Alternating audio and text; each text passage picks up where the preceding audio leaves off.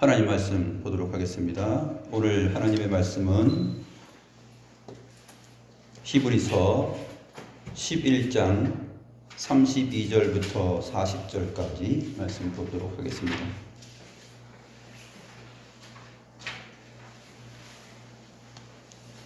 나눠드린 곳에는 제가 히브리서를 다 올리지 못했는데 한 장에 다 들어가지 않아서 올리지 못했습니다.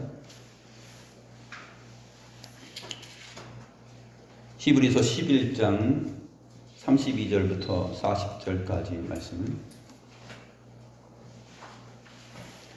제가 하나님의 말씀을 받들어 읽겠습니다. 내가 무슨 말을 더하리요? 기드온, 바락, 삼손, 입다, 다윗 및 사무엘과 선지자들의 일을 말하려면 내게 시간이 부족하리로다. 그들은 믿음으로 나라들을 이기기도 하며 의를 행하기도 하며 약속을 받기도 하며 사자들의 입을 막기도 하며 불의 세력을 멸하기도 하며 칼날을 피하기도 하며 연약한 가운데서 강하게 되기도 하며 전쟁에 용감하게 되어 이방 사람들의 진을 물리치기도 하며 여자들은 자기의 거룩한 자들을 부활로 받아들이기도 하며 또 어떤 이들은 더 좋은 부활을 얻고자 하여 심한 고문을 받되 구차히 풀려나기를 원하지 아니하였으며 또 어떤 이들은 조롱과 채찍질 뿐 아니라 결박과 옥에 갇히는 시련도 받았으며 돌로 치는 것과 톱으로 켜는 것과 시험과 칼로 죽임을 당하고 양과 염소의 가죽을 입고 유리하여 궁핍과 환난과 학대를 받았으니 이런 사람은 세상이 감당하지 못하느니라. 그들이 광야와 산과 동굴과 토굴에 유리하였느니라. 이 사람들은 다 믿음으로 말미암아 증거를 받았으나 약속된 것을 받지 못하였으니 이는 하나님이 우리를 위하여 더 좋은 것을 예비하셨은즉 우리가 아니면 그들로 온전함을 이루지 못하게 하려 하심이라. 오늘 본문은 드디어 히브리서 11장 마지막 부분에 도달하였습니다. 사실 오늘 읽은 내용 가운데 기드온, 바락, 삼손, 입다, 다윗, 사무엘, 이 모든 사람들의 믿음에 대하여서도 지난 시간까지 살펴본 것처럼 그렇게 자세히 살피면서 하나님께서 주시는 믿음의 자리에 대하여서 생각해 볼 수 있는데, 히브리서를 기록한 이 사도가 지금 말하고 있는 것처럼 일일이 이것을 다 말하려면 내가 시간이 부족하다 그러면서 이렇게 넘어가게 되죠.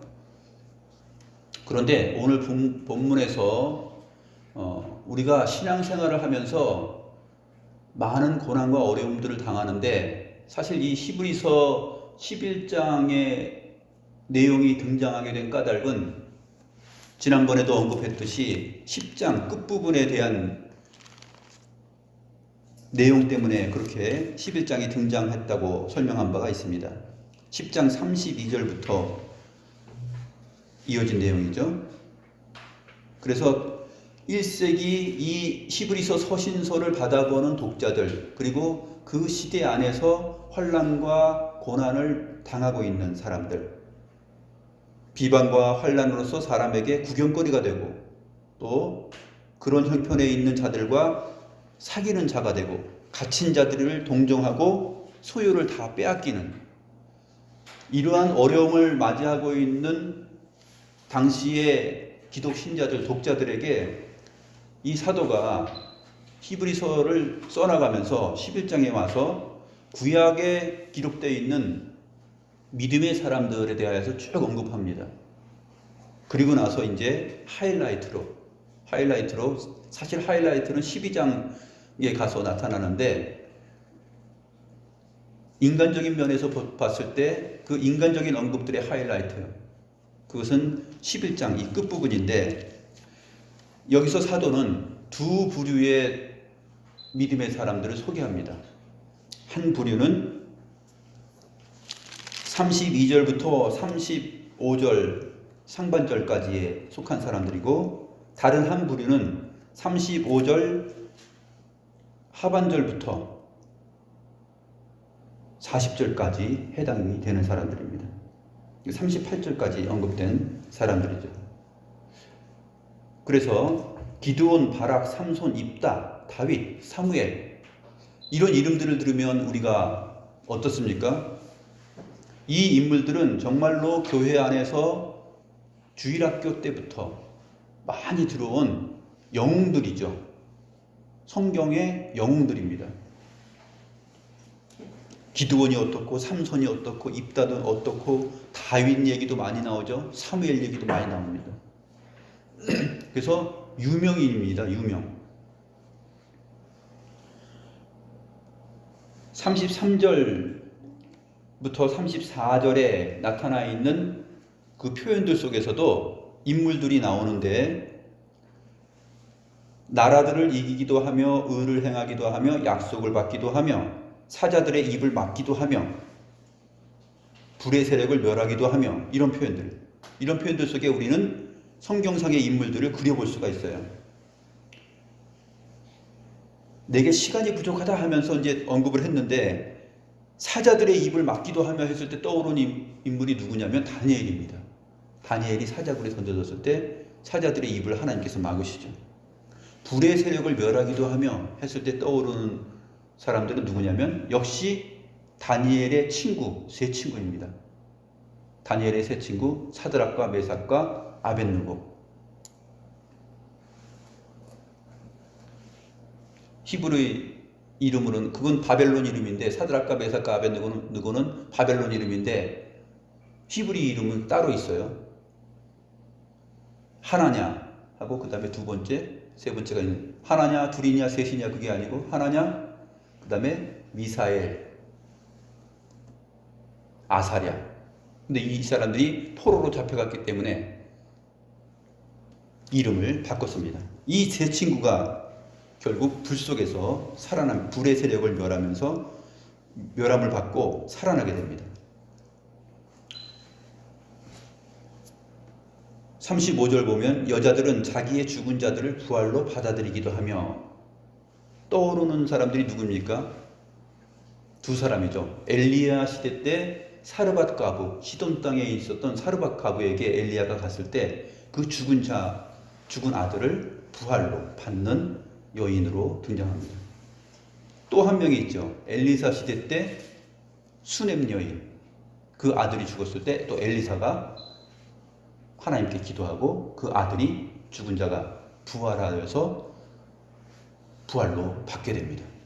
그런 내용들을 일일이 언급하지 않고 나에게 다 말하려면 시간이 부족하다 이렇게 하고 넘어갑니다. 그 다음에 두 번째 언급되는 부류들이 있는데 이 부분에 대해서 우리가 좀 깊이 생각하고 놓치지 말아야 됩니다. 35절 중반부터 보게 되면 심한 고문을 받되 구차히 풀려나기를 원하지 아니하였으며 또 어떤 이들은 조롱과 채찍질 뿐 아니라 결박과 옥에 갇히는 시련도 받았으며 돌로 치는 것과 톱으로 켜는 것과 시험과 칼로 죽임을 당하고 양과 염소의 가죽을 입고 유리하며 궁핍과 환난과 학대를 받았으니. 근데 이 사람들은 사실 이름을 다 언급할 수가 없습니다. 그리고 사실 구약 시대의 많은 사람들 가운데 이름 없이 믿음과 신앙을 지키면서 살아갔던 사람들, 엘리야가 나만 혼자 남았습니다라고 하소연할 때 엘리야 말고 궁핍과 환난과 학대 속에서 믿음을 지켰던 사람들이 남아있다고 했죠. 하나님께서 너 말고 7,000명 남겨뒀다. 그 사람들입니다. 이름이 밝혀지지 않은, 유명하지 않은 무명인들, 그 사람들을 언급하고 있어요. 우리는 신앙생활을 하면서 기독신자들 가운데 성경에 나타나 있는 다윗이라는 이름, 영어 이름으로 할 때 뭐 데이비드 뭐 이렇게 이런 식으로 쓰잖아요. 사무엘도 씁니다. 사무엘도 쓰고 다윗도 쓰고 다 갖다 씁니다. 그런데 그 영웅처럼 보이는 성경과 역사 속의 시대 속에서 영웅처럼 자리한 그 화려한 인물들을 믿음의 사람들을 우리가 추정을 하고 그 사람들처럼 되자 또 그 사람들처럼 되라 하는 의미에서 부모들이 이름도 지어주고 합니다.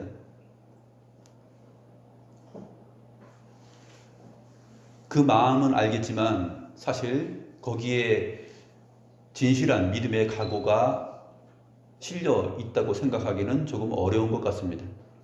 그래서 그런 부분들에 대해서 오히려 주의 말씀을 통해서 더욱더 깊은 의미를 찾아가서 과연 하나님께서 내시는 믿음의 자리와 믿음의 사람들은 어디까지 생각하면서 살아가야 되는가 하는 것을 오늘 본문이 말해줍니다. 믿음은 바라는 것들의 실상이요 보이지 않는 것들의 증거다 했을 때 그 믿음의 자리를 오늘 마지막 내용을 통해서 사도가 정립을 시켜주고 있습니다.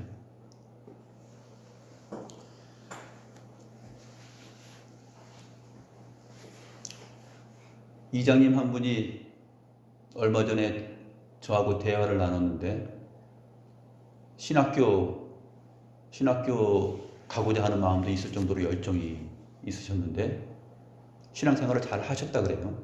부부가 같이 신앙생활을 하셨는데 경운기를 몰고 짐을 나르고 하다가 높은 데서 올라가서 부인은 밑에서 짐을 받고 남편을 위해서 경운기 위에서 주는데 어떻게 하다가 잘못돼가지고 경운기 위에서 떨어져가지고 머리, 어깨, 골절 해가지고 상당히 많이 다쳤다 그럽니다.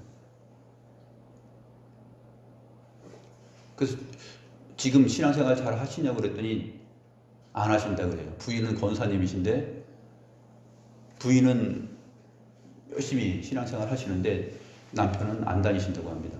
왜 그러세요? 왜 안 다니세요? 그랬더니 하나님께서 살아계시고 신앙 가진 사람들을 보호해 주신다면 내가 왜 다쳐야 되느냐는 거죠.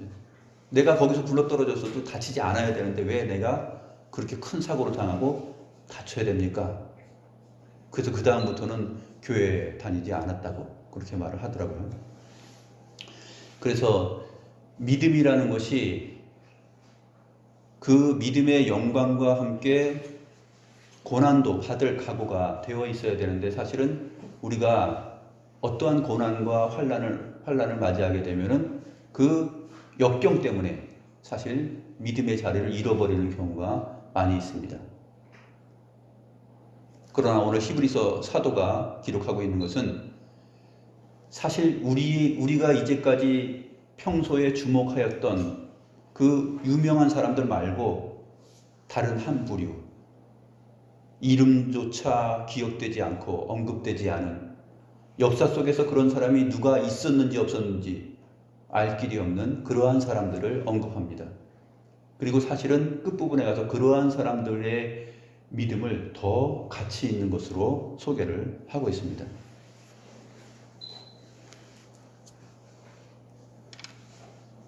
경중을 따져서 더 가치 있고 더 덜 가치 있고 하는 것보다는 사실 이렇게 두 부류를 소개하면서 12장에서 소개하는 내용이 누구냐면 그리스도의 고난과 그리스도의 죽으심이에요.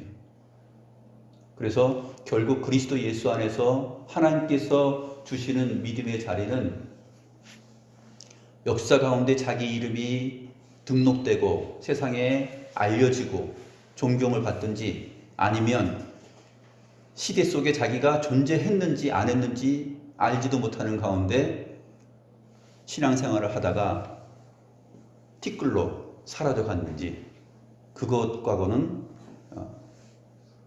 관련이 없다 하는 것을 사도가 정작 말하고자 하는 것입니다. 많은 사람들이 언급되지만 제가 오늘 여기서 기드온과 바락 그리고 다니엘과 다니엘의 세 친구 네 부류 사람들 4명의 사람들하고 그 다음에 죽은 자를 부활로 받았던 그 두 여인에 대해서 잠깐 생각해보고 나머지 부류들에 대해서 생각해 보겠습니다. 먼저 기드온은 300명의 군사로 미디안과 아말렉 동방에서 온 해변의 모래 같은 낙타를 타고 온 그 많은 군대들을 300명의 용사로 나아가서 그 전쟁을 이깁니다.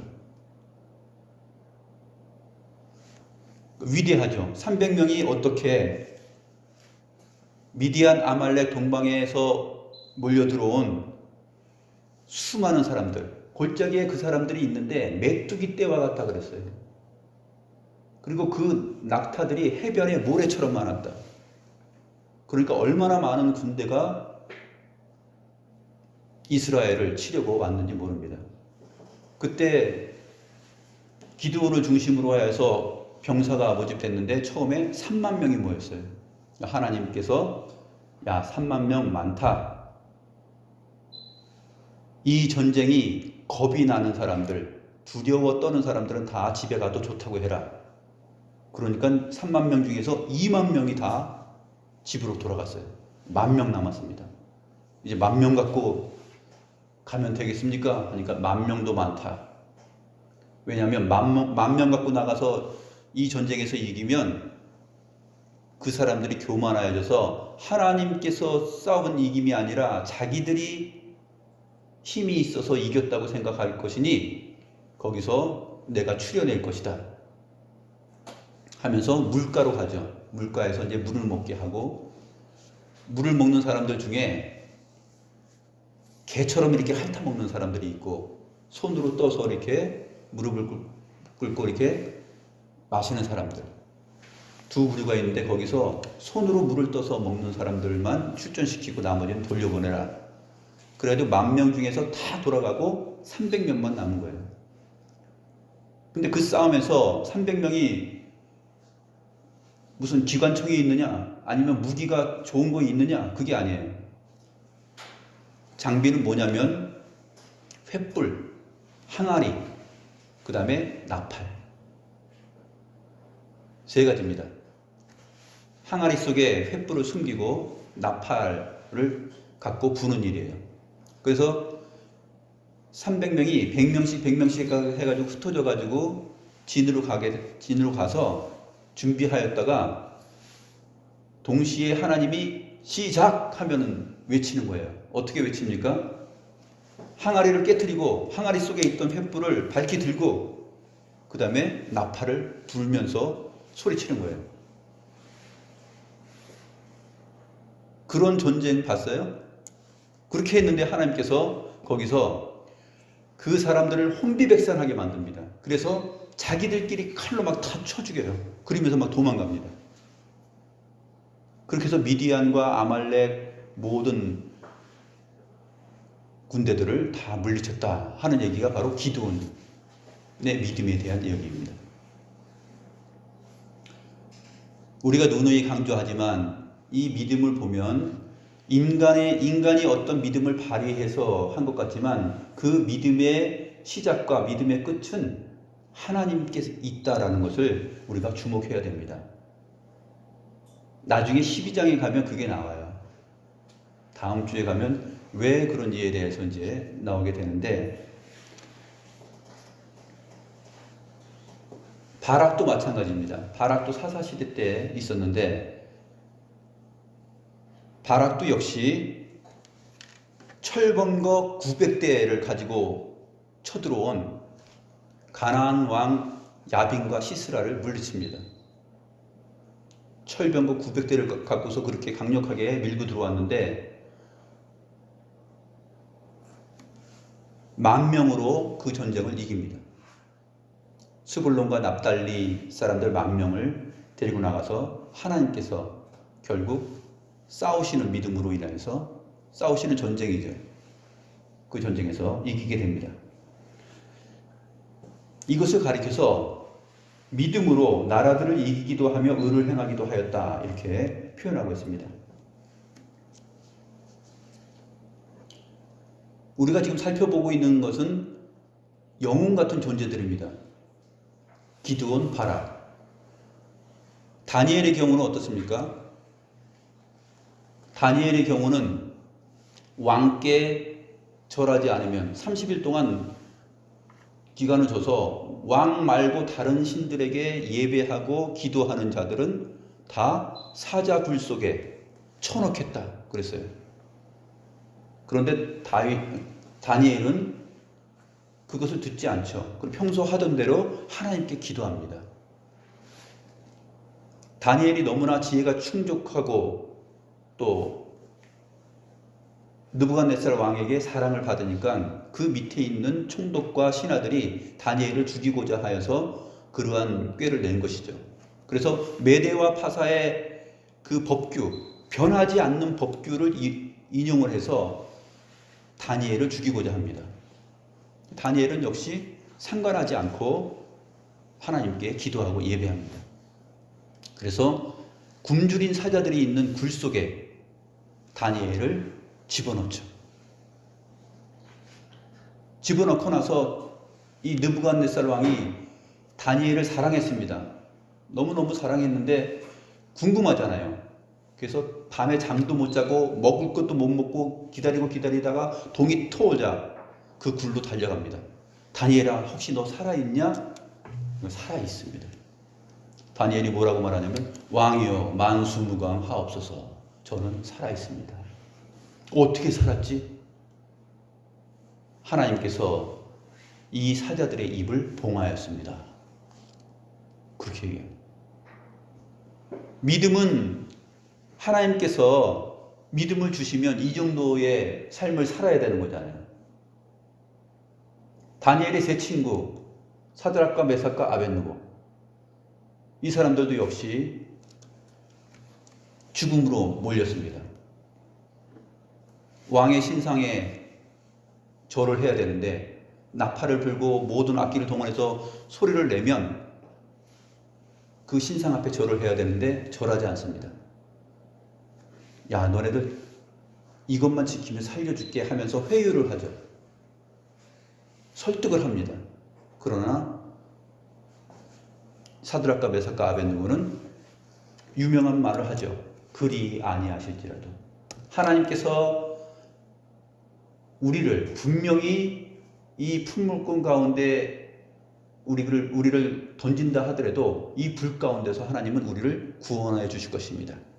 그러나 그렇게 하지 않을지라도 나는 왕의 말을 듣고 그 신상 앞에 절할 수 없습니다 라고 얘기하죠.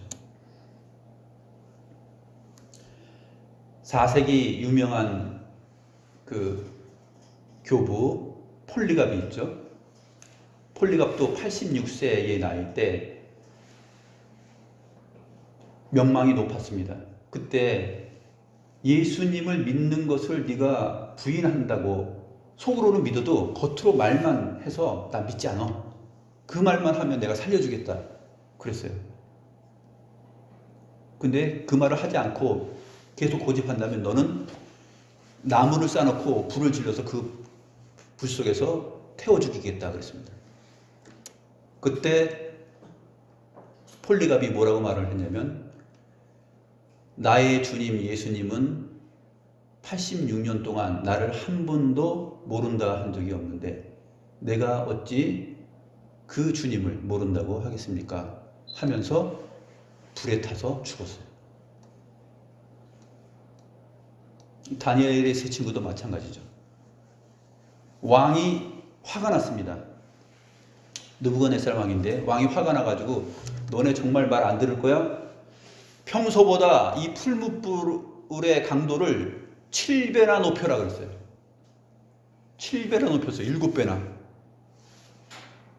그리고 그 사람들은 국가의 총애를 받고 있는 지도자들이었기 때문에 모자도 쓰고 있었습니다. 모자도 쓰고 있고 겉옷도 있고 속옷도 있고 다 그런데 그 채로 모자를 쓰고 겉옷과 속옷을 입은 채로 꽁꽁 묶어가지고 그 풀무불 속에 집어넣습니다. 불이 얼마나 셌냐면 그 세 사람들을 끌고 가서 불에 던지려고 갔던 사람이 그 갔던 사람들이 타서 죽을 만큼 불이 셌어요. 그런데 잠시 후에 느부갓네살 왕이 들여다보니까 분명히 3사람 던졌는데 4사람이 있는 거예요. 꽁꽁 묶어서 던졌는데 풀려 있어. 막 걸어다녀. 아니 이게 어떻게 된 것이지? 야 너희들 이 사람들 올려보내라 해가지고 이제 올려보냈는데 3명만 올라와요. 왜 4명이었냐면 그 4명 중에 한 사람은 신들의 아들과 같이 생겼더라 그렇게 표현하고 있어요.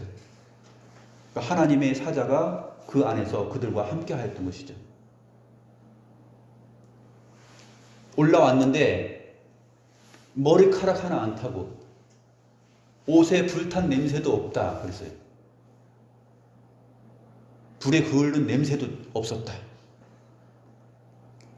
불을 7배나 강하게 지폈고 그 다음에 머리에 모자를 쓰고 겉옷과 속옷을 입히고 묶어서 보냈으면 꼼짝 못하게 이제 타 죽는데 그 고통이 얼마나 심했겠어요?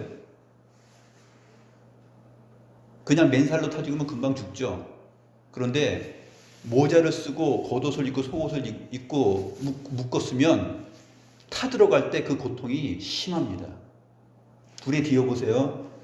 옷에 불이 붙어가지고 그 옷이 살에 닿으면서 타 들어가는 그 고통은 엄청난 거예요.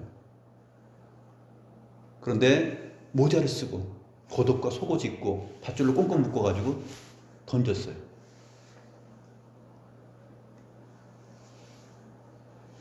여기서 살아남아요. 마음에 들어요, 안 들어요? 신앙생활 하면 이 정도 역사는 맛보면서 살아야 되잖아요. 우리가 어떠한 처지에서 있든지 하나님은 우리를 이렇게 큰 기적을 체험하게 해서 우리의 이름이 이랬다더라. 저 사람 하나님을 믿었더니 이렇게 됐다더라 하면서 유명해지는 믿음이 있어야 된다고 생각합니다.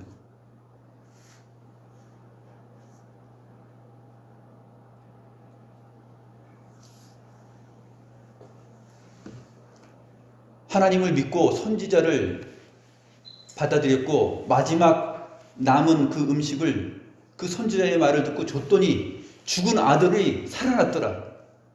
죽은 아들을 부활로 받았더라 하는 그 여인같이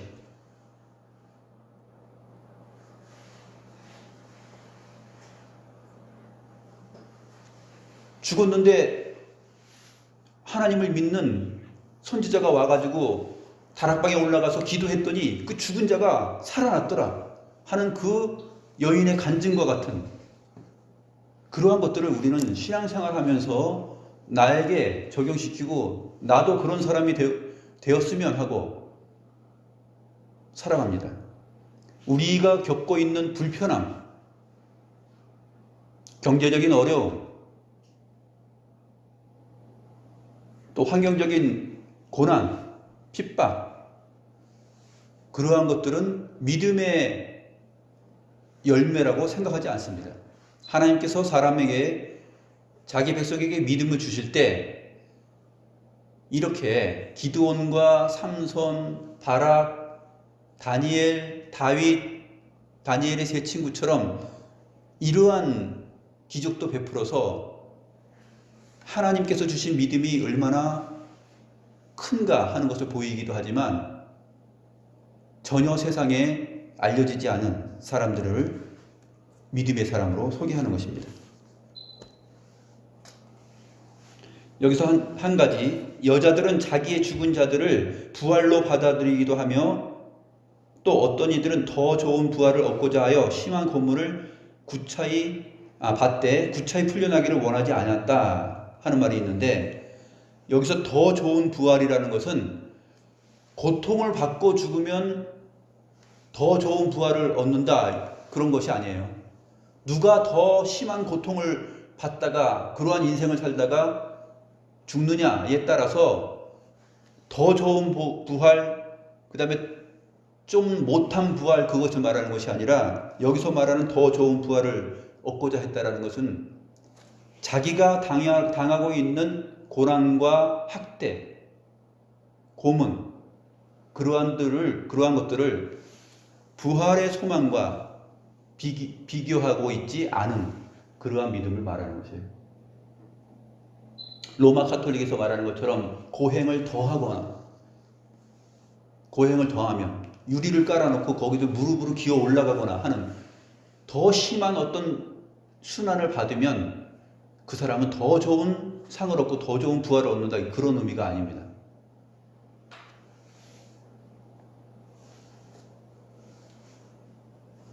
이제 두 번째 부류들을 살펴보게 되면 정말로 이름 없이 믿음으로 살아가는 사람들입니다.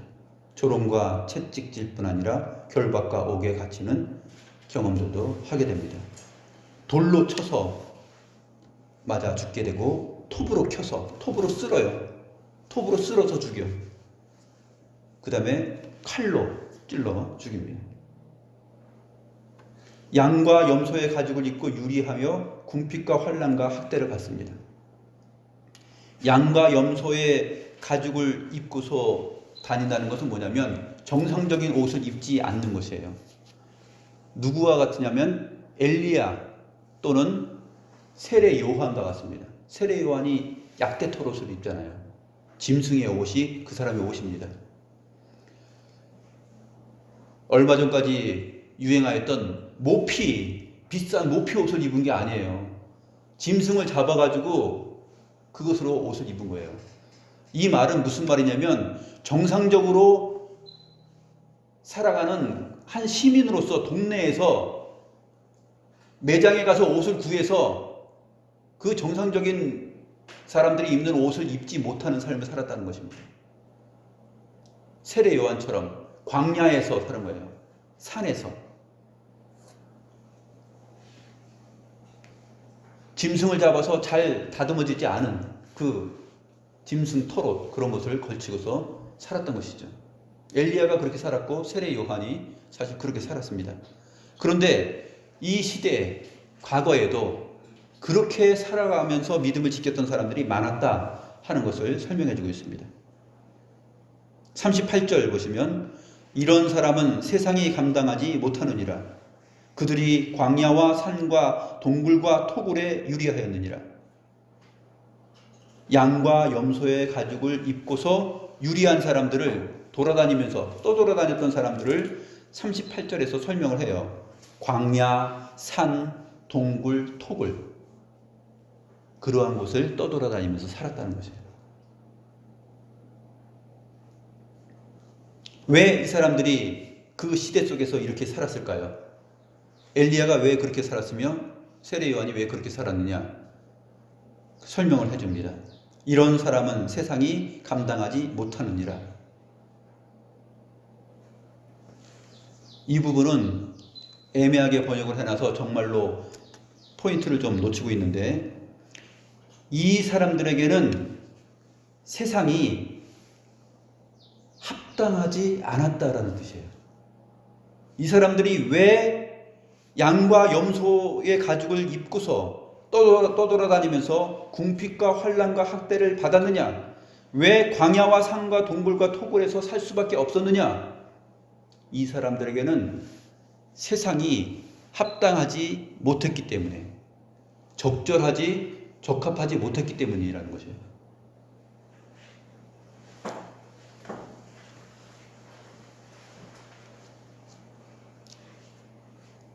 엘리야 시대 때 세상이 기독 신자로서 믿음으로서 살아가기가 적합했습니까? 합당하고 적합하지 못했죠. 세례 요한 시대 때, 그때도 마찬가지입니다. 그것을 말해주는 거예요. 과거의 역사 속에 이러한 삶을 살았던 사람들이 많이 있었다 하는 것입니다. 이런 사람은 세상이 감당하지 못하느니라. 야, 우리가 감당할 수 없으니까 너는 꺼져 하면서 발로 뻥 찬 것도 말을 하면 말이 되지만, 사실 그것보다 정확한 그 번역은 뭐냐면, 이 사람들에게는 세상이 합당하지 못했다는 거예요. 그래서 이 사람들은 스스로 그 믿음 안에서 광야로 토굴로 양과 염소의 가죽을 입고 떠돌아다니면서 그렇게 믿음을 지키면서 살아갔던 것입니다.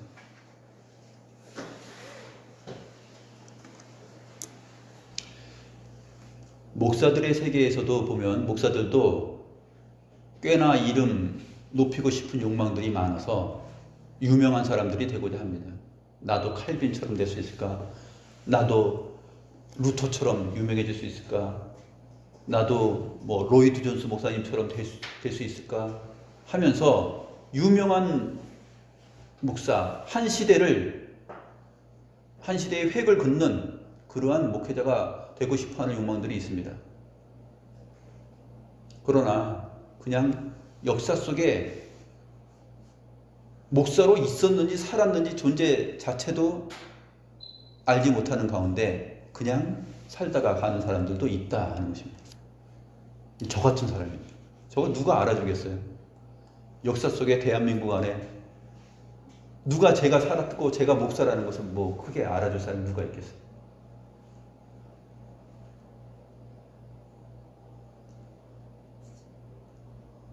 기독신자로서 살아가면 모든 궁핍이 해결되고 고난이 없고 또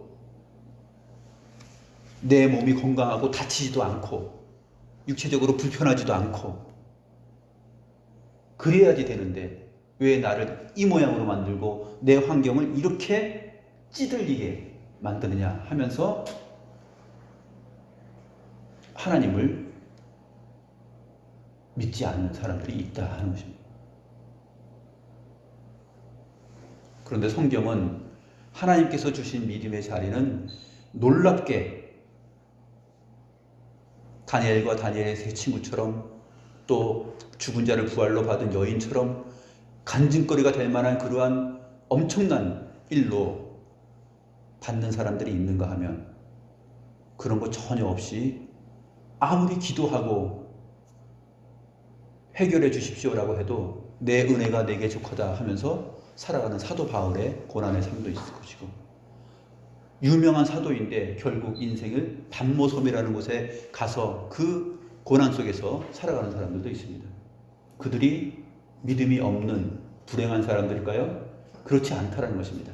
사도 바울은 감옥에 갇혀 있을 때 오히려 교회를 향한 염려로서 하나님의 계시를 받아서 서신서를 씁니다.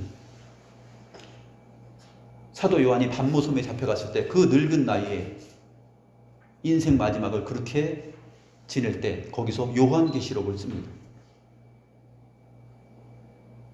물론 그들은 성경 역사 속에 기록되는 이름을 가졌지만 이 이름을 갖지 못하는 죽어간 많은 신자들이 있습니다. 16세기의 고난과 핍박 속에서 살아갔던 위그노들, 그 다음에 우리가 벨기에 신앙고백서 배웠었죠. 벨기에 신앙고백서 귀도 드브레를 통하여서 우리가 살펴볼 때 그때 10만 명이 넘는 사람들이 이름 없이 다 죽어갔습니다. 귀도 드브레가 회유를 받죠. 너 이런 거 하지 말고 로마 가톨릭 쪽으로 돌아와. 그러면 너 살려줄게. 그러니까 귀도 드브레가 벨기에 신앙고백서 작성하는 것을 포기하지 않고 이렇게 얘기합니다. 내 혀가 잘리고 내가 불에 타 죽어도 나는 그것을 따를 수 없다. 그때 사람들이 다 하나님 믿어 안 믿어? 믿습니다 하면 혀 잘라서요. 불에 태워서 죽였어요. 귀도 드브레도 역시 교수형을 당해서 죽습니다.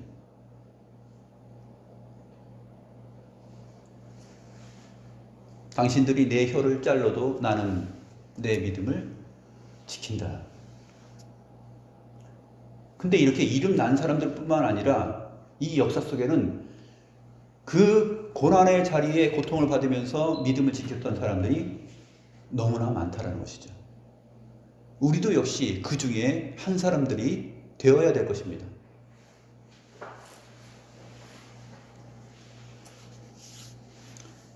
우리가 신앙생활할 때 믿음을 가진 자로서 하나님을 믿었더니 갑자기 땅을 사게 되고 땅값이 올라가지고 수십억이 생기는 바람에 할렐루야 주님을 믿었더니 이렇게 우리가 삶이 폈다. 이렇게 신앙생활하고 이것을 믿음의 자리로 보면 안 됩니다. 믿음은 바라는 것들의 실상에 보지 않는 것들의 증거다 라는 말을 그런 식으로 이해하게 되면은 오늘날 우리 한국교회가 부흥신학, 그 다음에 믿음 생활하면은 잘 된다, 내 영혼이 잘된 같이 범사에 잘 된다라는 그러한 거짓된 축복론을 가지고서 믿음을 결부시킬 수가 있습니다. 하나님께서 우리를 어떠한 믿음의 자리로 이끌고 가든지 다니엘의 세 친구처럼 그렇게 정말 극적인 드라마 같은 삶을 연출해 내든지 아니면 아무리 하나님께 기도하여도 세상 앞에서 초라해 보이고 아무것도 없는 자처럼 보이는 그러한 삶을 살아가든지 하나님께서 각자에게 각 사람에게 주시는 그 믿음의 내용을 따라서 우리가 하나님을 증거할 뿐이다 하는 그 믿음을 가지고 살아야 됩니다.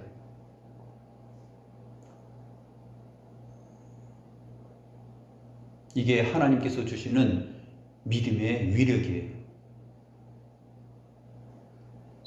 전부 다 무엇을 더 소망할까요? 하나님 기왕이면 나는 첫 번째 부류에 속하는 믿음의 사람으로 나를 만들어주세요. 두 번째 부류에 속하는 사람들은 나는 이거는 나 자신이 없습니다. 어떨지 모르겠는데 하나님께서 주시는 대로 사십시오.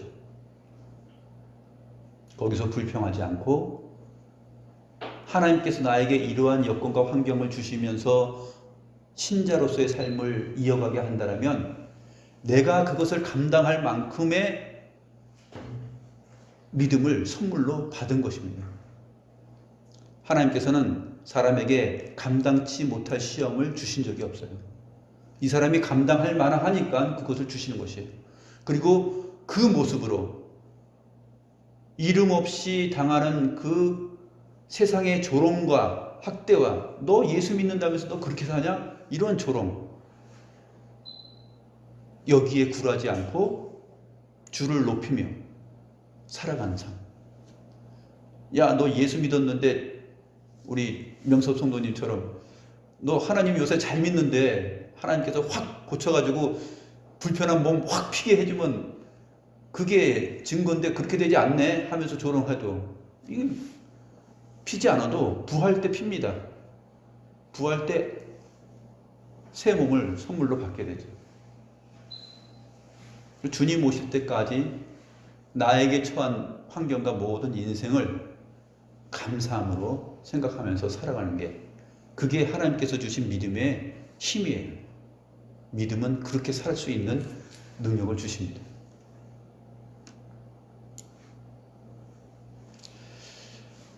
비교해보면 이렇잖아요. 어떤 사람을 보면은 좋은 환경 속에서 태어나요. 좋은 환경 속에서 태어나서 걱정 없이 살아요. 용돈 걱정 한 적 없고 뭐 먹을 거 걱정 한 적 없고 학교도 좋은 대학 갑니다. 잘 살아요. 근데 거기서 더 착해. 착하고 이 사람이 그렇게 많은 부유를 믿음 안에서 자기 혼자 갖지 않아요. 없는 자처럼 살아요. 자기의 부여를 가지고서 자랑도 하지 않아요. 그리고 남 대접하기를 아끼지 않고 그렇게 살아가는 사람이 있어요. 반면에 태어날 때부터 지질이 복도 없이 태어나 세상적으로 가진 것 없이 태어나 학교 다니는 것도 정말 초중고등학교 다닌 게 기적이야. 다닌 것 자체가 기적이야. 지금 이렇게 살아있는 것도 기적이야. 아무것도 없어. 조롱도 받고 너 신앙생활 하는데 그렇게 사냐 할 정도입니다.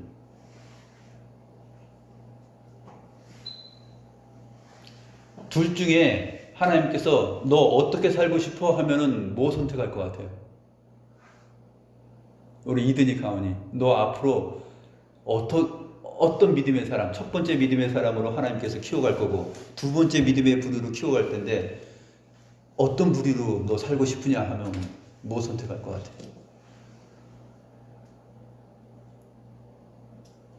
많은 것을 받은 가운데, 많은 것을 은혜와 복으로 받은 가운데 교만하지 않고 막 나눠주고서 쓰면서 기쁘고 즐겁게 신앙 지키면서 사는 거 멋있잖아.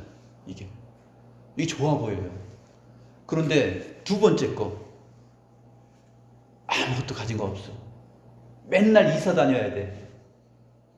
1년에 2번도 이사가. 몇 번 이사가요. 자기 집을 가져볼 수가 없어. 광야에서, 토굴에서, 굴에서 살아가요. 조롱받아. 마음속에는 누구를 대접하고 뭐 밥도 사주고 싶고 막 나눠주고 싶은 마음이 가득한데 실질적으로 가진 게 있어야지 나눠주지.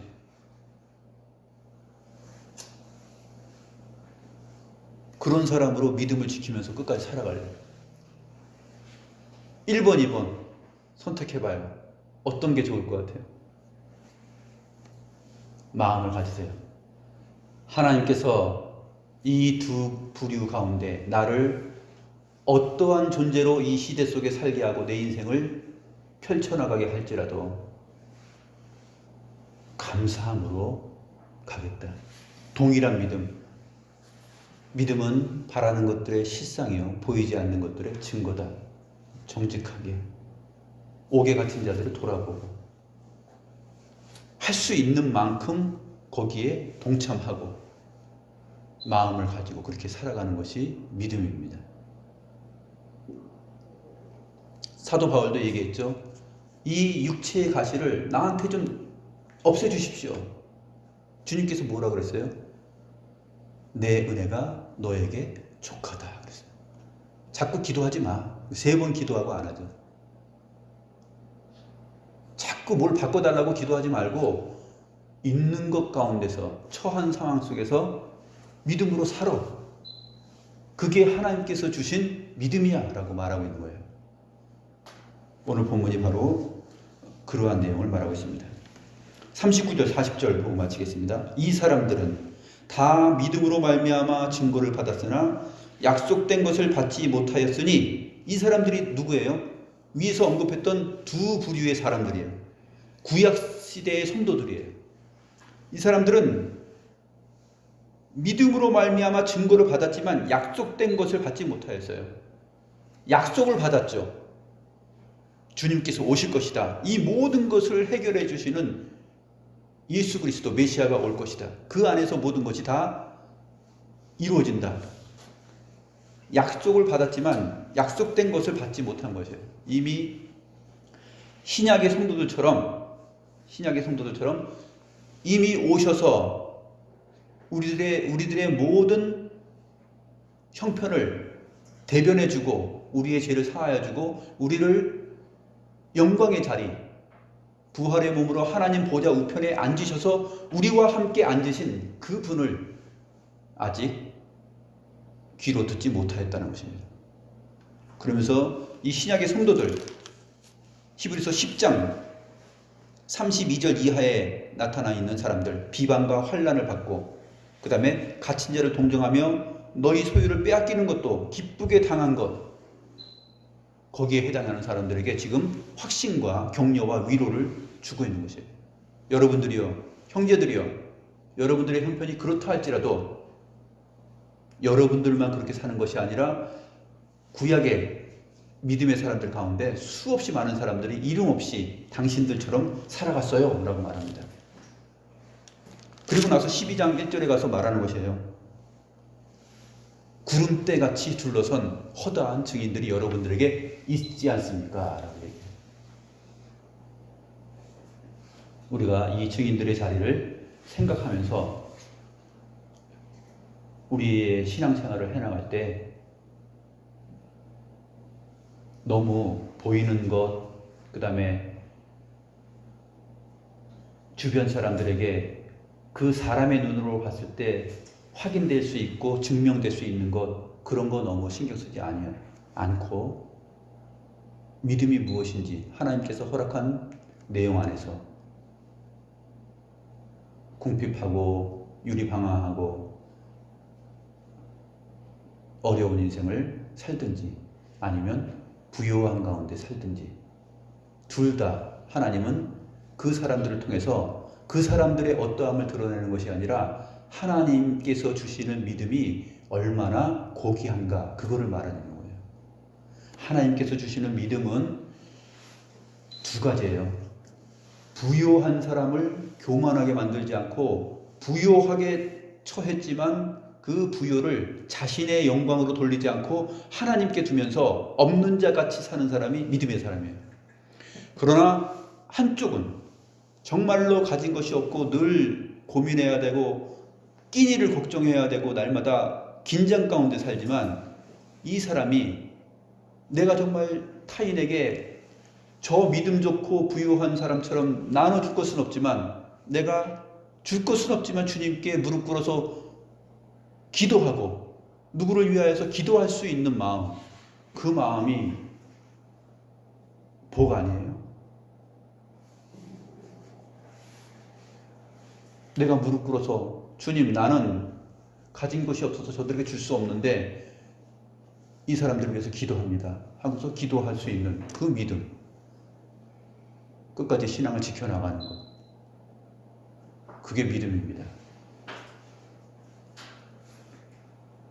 헛된 것을 소망하고 바라보지 않고 궁핍 가운데서 감사하고 만족하며 사는 것, 그것이 믿음이고, 부요가 왔어도 그 부요를 나의 영광과 내 것으로 돌리지 않고 없는 것처럼 살아가는 것, 이것이 믿음입니다. 주님 오실 것을 바라보면서 이 지상에 사는 동안 그렇게 사는 거예요. 그런데 1번과 2번 가운데 사람들은 너무 1번을 사모합니다. 2번도 생각하세요. 1번이 아니고 내가 2번이라 할지라도 그 자리가 얼마나 복된 믿음의 자리인지, 나에게 이 세상에 이렇게 큰 믿음을 주셨어? 하면서 감사하면서 살아야 될 것입니다. 기도하시겠습니다. 하나님 아버지, 오늘 저희들이 히브리서 11장의 본문을 마무리하면서 사도가 소개하고 있는 두 부류의 믿음의 사람들에 대하여서 살펴보았습니다. 시대 속에 우리의 이름 석자 남기지 않고 티끌같이 안개같이 사라져가는 그러한 인생이라 할지라도 하나님 앞에 기억하신 바 되어서 하나님께서 주신 믿음의 견고함을 가지고 세상을 적합하고 합당한 것으로 보지 않으며 양과 염소의 가죽을 옷으로 삼고 광야와 토굴과 굴 속에 살아가며 이리저리 옮겨 다닌다 할지라도 하나님 앞에 감사하며 믿음을 지켜갈 수 있는 그러한 복된 신자들로 살아갈 수 있도록 저희들에게 큰 믿음을 허락하여 주시옵소서. 하나님, 우리는 너무 성경과 역사 속에 이름난 시대의 영웅같이 보이는 그러한 신앙을 꿈꾸고 또 믿음의 자리를 너무나 핑크빛 믿음으로 생각하는 경우가 있습니다. 하나님 아버지, 하나님께서 주시는 믿음의 자리가 우리에게 어떠한 형태로 오든지 절대로 교만하지 않으며 또 주를 의심하지 않으며 그 믿음을 부여잡고 주님 오실 때까지 우리에게 주신 신자로서의 복된 자리를 지켜가면서 살아갈 수 있는 큰 은혜를 더하여 주시옵소서. 하나님께 감사함을 드리옵나이다. 살아계신 주 예수 그리스도의 이름으로 기도드리옵나이다. 아멘.